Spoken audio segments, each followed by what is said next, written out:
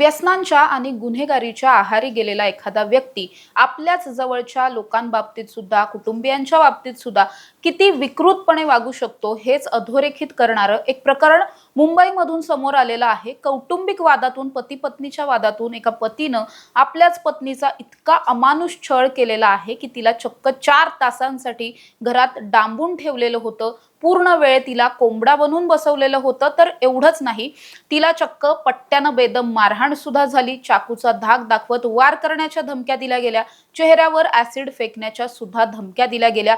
अतिशय प्रसंगावधान दाखवत या महिलेनं स्वतःचा जीव वाचवून तिथून सुटका केली स्वतःची। त्यामुळे आता हा जो नराधम आहे तो पोलिसांच्या ताब्यात आहे। संपूर्ण प्रकरण समजून घेणार आहोत। नमस्कार, मी समृद्धी आणि तुम्ही पाहताय टॉप न्यूज मराठी।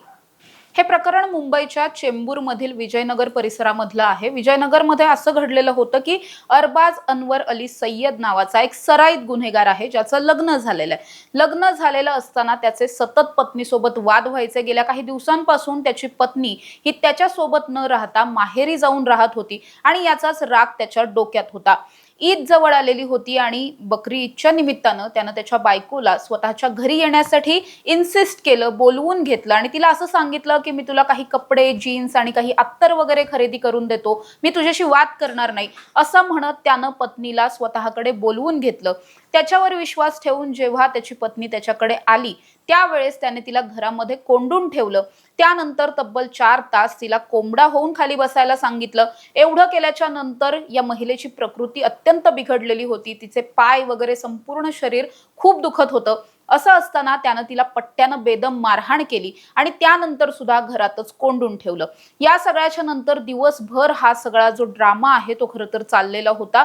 ही महिला प्रचंड त्रासून गेलेली होती, मानसिक शारीरिक त्रास होत होता।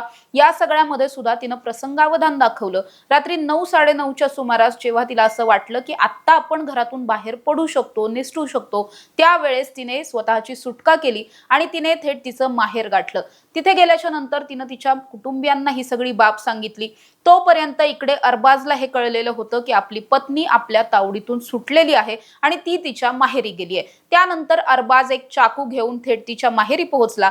तिथे जाऊन तिच्या कुटुंबियांशी सुद्धा वाद घातले, भावाशी आणि वडिलांशी अनेक तासांसाठी हिज्जत घातली। एवढं करून सुद्धा तो थांबला नाही। त्यानंतर त्यानं सोबत आणलेला जो चाकू होता त्या चाकूचा धाक दाखवत तिच्यावरती वार करण्याच्या धमक्या दिल्या। त्याचबरोबर तुझा चेहरा ऍसिड टाकून जाळून टाकेल अशा पद्धतीच्या सुद्धा धमक्या दिल्या।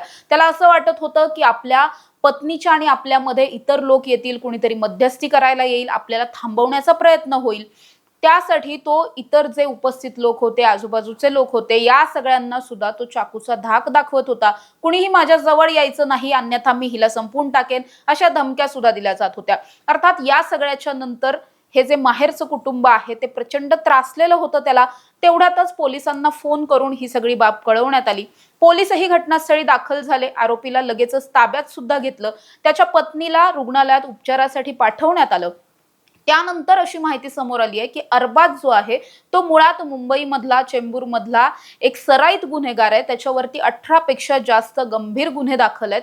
त्याच्या याच गुन्हेगारी वृत्तीला आणि त्याच्या व्यसनांना ही जी महिला आहे, त्याची पत्नी आहे, ती प्रचंड कंटाळलेली होती। गेल्या अनेक वर्षांपासून तो गांजा पिऊन घरी यायचा, तिला मारहाण करायचा आणि या सगळ्यालाच कंटाळून ती खरं तर माहेरी निघून गेलेली होती। आणि आता तिच्याबरोबर हे सगळं घडल्याच्या नंतर तिच्याकडूनही ही मागणी केली जाते की माझ्या पती विरोधात गंभीर कलमा अंतर्गत गुन्हे दाखल करावेत आणि त्याचबरोबर त्याला या सगळ्यामधली कठोरातली कठोर शिक्षा व्हावी अशी मागणी केली जाते। विशेष या सगळ्यातलं असं की जरी या व्यक्तीनं हे सगळं केलेलं असेल तरी त्याने ते कधीच्या वेळेत केलंय हे खूप महत्त्वाचं आहे, कारण हा सराईत गुन्हेगार आहे। त्याच्यावर 18 पेक्षा जास्त गंभीर गुन्हे आहेत आणि जी माहिती समोर येते त्यानुसार 2025 मध्ये त्याला 1 वर्षासाठी म्हणजेच 12 महिन्यांसाठी त्याला मुंबई चेंबूरच्या संपूर्ण भागामधून तडीपार करण्यात आलेला आहे। त्याला त्या भागामध्ये यायला सुद्धा बंदी घातलेली आहे कायद्यानं। असं असताना सुद्धा तो बकरी ईदच्या निमित्तानं गपचूप या भागात आला। तिथे येऊन त्याच्या बायकोचा त्यानं इतका अमानुष छळ केला, त्यामुळे तडीपार गुंड स्वतः जिथे प्रतिबंधित एरिया आहे त्या एरियामध्ये येतो आणि तिथे येऊन अशा पद्धतीचे गुन्हे करतो। मग पोलिसांचं लक्ष नसतं का या सगळ्यावरती, असा खूप मोठा प्रश्न या सगळ्यामध्ये उपस्थित केला जातोय। अर्थात आता जर या प्रकरणामध्ये त्याला ताब्यात घेतलंय तर केवळ ताब्यात घेऊन सोडून देऊन चालणार नाही, त्याला कठोरातली कठोर शिक्षाही झालीच पाहिजे अशी मागणी मुलीच्या कुटुंबियांकडून केली जाते। अशा ताज्या आणि महत्त्वाच्या बातम्यांसाठी तुम्ही पाहत राहा टॉप न्यूज मराठी. आपला महाराष्ट्र, आपली बातमी.